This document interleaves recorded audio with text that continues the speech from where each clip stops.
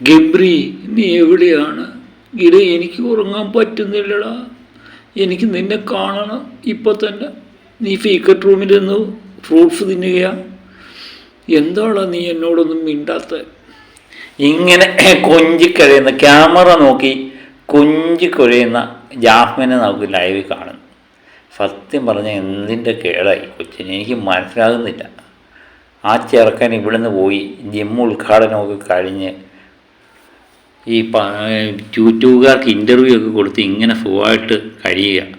കാര്യം ഗബ്രിയെ സംബന്ധിച്ച് വലിയ നെഗറ്റീവ് ഒന്നും ഡിഗ്രേഡിങ് ഒന്നും പുറത്തുണ്ടാകുന്നില്ല. അത് മാനേജ് ചെയ്ത് വലിയ കുഴപ്പമില്ലാതെ നിൽക്കുമ്പോഴാണ് ഇവിടുത്തെ ഒരു നാടകം തുടങ്ങിയിരിക്കുന്നത്. ഒന്നാമത്തെ കാര്യം, പുറത്തു പോയാൽ ഈ ചെറുക്കനെ ജീവിക്കാൻ അനുവദിക്കത്തില്ല ഈ പെണ്ണെന്ന് എനിക്ക് തോന്നുന്നു.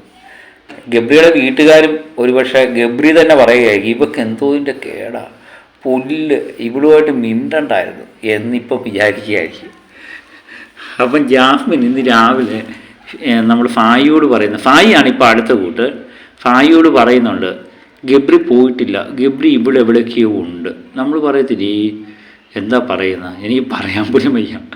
ഇവിടെ എവിടെയൊക്കെയോ ഉണ്ട്, അവൻ സീക്രട്ട് റൂമിലുണ്ട്, അവനിപ്പോൾ എന്നെ കണ്ടുകൊണ്ടിരിക്കുകയായിരിക്കും എന്നൊക്കെ പറയുന്ന ജാസ്മിനെ കാണും.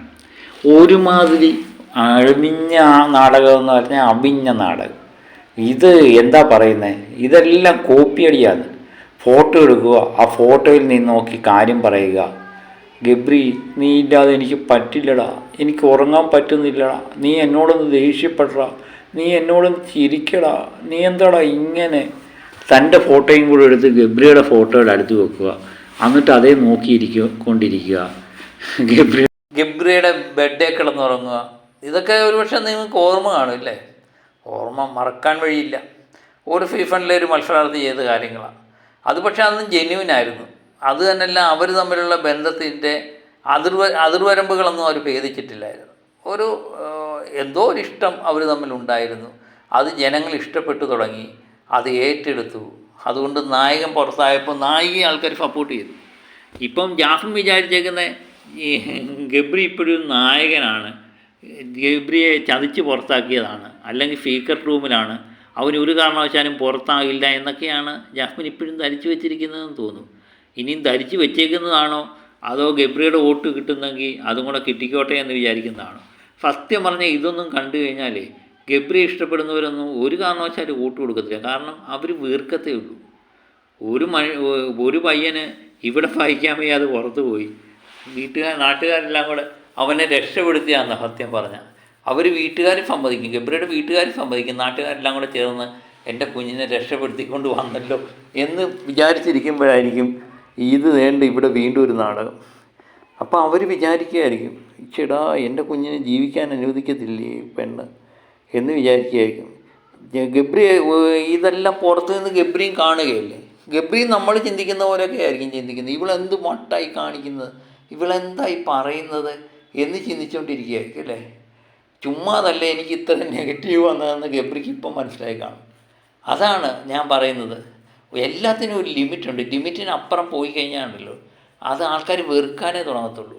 എനിക്ക് തോന്നുന്നു ബിഗ് ബോസിൻ്റെ ആദ്യ സമയത്ത് ഇപ്പം ഗബ്രി പുറത്തായപ്പോഴും ജാസ്മിനെ വെറുത്തതിനേക്കാൾ കൂടുതൽ ഇപ്പം 2 ദിവസം കൊണ്ട് ജാസ്മിൻ്റെ ഈ ആക്റ്റൊക്കെ കണ്ടു കഴിയുമ്പോൾ വീണ്ടും വെറുക്കാൻ തുടങ്ങി. ഉടനെയൊന്നും കരയില്ല. നമ്മളെപ്പോഴും പറഞ്ഞുകൊണ്ടിരുന്നത് ഗബ്രി പോയതിന് ശേഷം ജാസ്മിൻ ഇതിലേക്ക് തിരിച്ചു വരുമെന്നൊക്കെയാണ് വിചാരിച്ചത്. പക്ഷേ നേരത്തെ തന്നെ ഞാൻ വീഡിയോ ചെയ്തു, ഈ അനാവശ്യമായ വാക്കുകൾ ഉപയോഗിക്കുക, മുതിർന്നവരെ ബഹുമാനിക്കാതിരിക്കുക, ഒരു വല്ലാത്ത അവസ്ഥയിലേക്ക് മുതിർന്നവർ പോട്ടെ, സഹമത്സരാർത്ഥിയെ പോലും പരസ്പര ബഹുമാനമില്ലാതെ സംസാരിക്കുക, ഒരുമാതിരി ദേഷ്യപ്പെട്ട് മോഹത്തോടെ നിൽക്കുക, ഇതൊക്കെ തന്നെയാണ് ജാസ്മിൻ്റെ ഒരു മുതൽക്കൂട്ടെന്ന് എനിക്ക് തോന്നുന്നു. ഏതായാലും ഈ പ്രാവശ്യം നോമിനേഷന് വന്നിട്ടില്ല. നോമിനേഷന് വരാൻ വേണ്ടി നമുക്ക് കാത്തിരിക്കുക. ഈ കൊച്ചിനെ അങ്ങ് രക്ഷപ്പെടുത്തി കഴിഞ്ഞാൽ ഈ കൊച്ചിൻ്റെ ഭാവി എങ്ങനെ സുരക്ഷിതമായിരിക്കും അല്ലേ. അത് അടുത്ത പ്രാവശ്യം നോക്കാം. അല്ലാതെ ഇപ്പോൾ എന്ത് പറയാനാ. ഏതായാലും ഒരാഴ്ച ഇതിനെ സഹിച്ചേ പറ്റുമെന്ന് തോന്നുന്നു. ഇനി പകലൊന്നും കുഴപ്പമില്ല, പകലിലേക്ക് ഗെയിമും ഒക്കെ ആയിട്ട് ഇങ്ങനെ ബന്ധപ്പെട്ട് പോകും. പക്ഷേ രാത്രി ആയി കഴിയുമ്പോഴാണ് മട്ടുമാറി എൻ്റെ ഗബ്രി നീ എവിടെയാണടാ. ഇല്ല പണ്ട് ഇല്ല ചെമ്മീൻ സിനിമയ്ക്കകത്ത് പറഞ്ഞിട്ട് ഞാൻ പുറക്കാട് കടപ്പുറത്ത് പാടി പാടി മരിക്കും എന്ന്.